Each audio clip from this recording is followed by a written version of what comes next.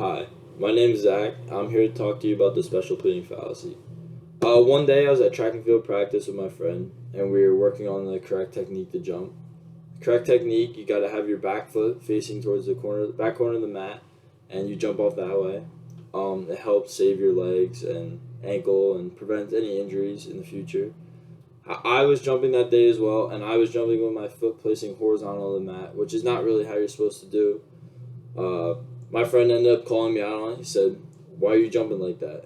I said, "That way, I jumped that way because I still technically be able to get off the ground, and I I do it that way. So that's just how I've been doing it." That example right there is an example of a special pleading fallacy. Uh, special pleading fallacy, it's very important in today's world. We're able to It's very common in today's arguments and everything like that, and a lot of people use it in debates, stuff like that. I really think that you should be able to know it because then eventually, towards when you're having discussions and arguments, you're able to be able to call somebody out on it or realize what's going on, how you can adjust from it, multiple things like that. It's very nice to know what's going on with the special pleading fallacy. Um, so some points that I want to talk to you about with the special pleading fallacy today is I want you to first off know what the special pleading fallacy is and why it's important. I want you to know where it can take place or anything that goes on. And as well, I just want to give you a real world example of the special pleading fallacy. So one day you're like, oh, this is what happened. You can identify it, things like that. So to get into my first point, I just want to say that the special pleading fallacy, it's where you basically are arguing with somebody, having a discussion, and you create a new category or you create a new topic. That new topic is where you put them in and say, "Oh, this is the wrong thing," and then you divert from that topic, saying that you don't deserve to be in there, even though your cases are in there. So like one example would be like a teacher. Like you say, "Why do they give out suspensions?" And you end up getting suspended, and you don't want to get a suspension because you don't want your parents to find out or you don't want to get in trouble. That right there is an example of special pleading fallacy. So, my first point here, I want to talk about why it's important.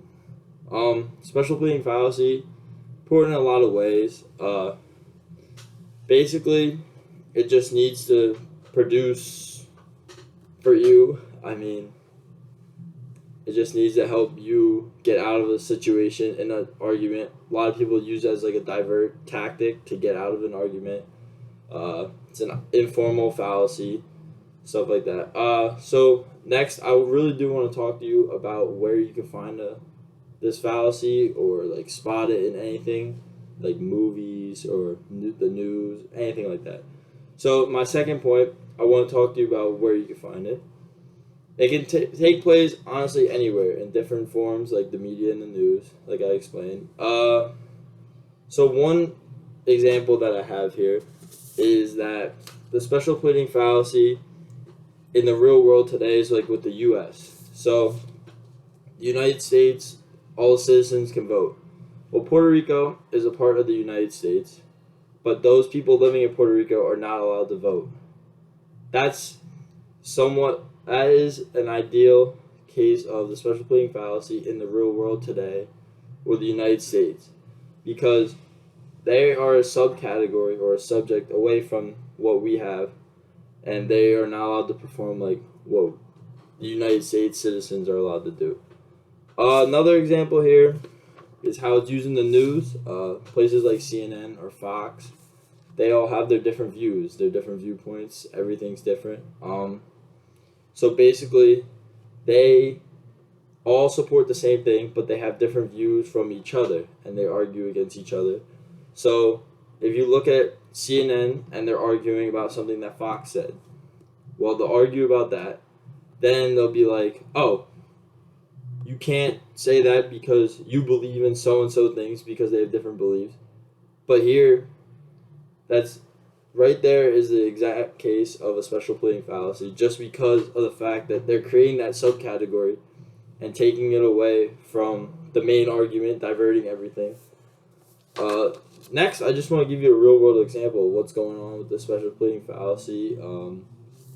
About that. So, one situation with the special pleading fallacy is with the London 2012 Olympics. The logo was designed, it was poorly created. People didn't really like the logo, I guess. So they decided to argue about it, and people were like, this looks like something that somebody would make on Microsoft Word. Somebody would make, like my 2-year-old can make it, or something like that.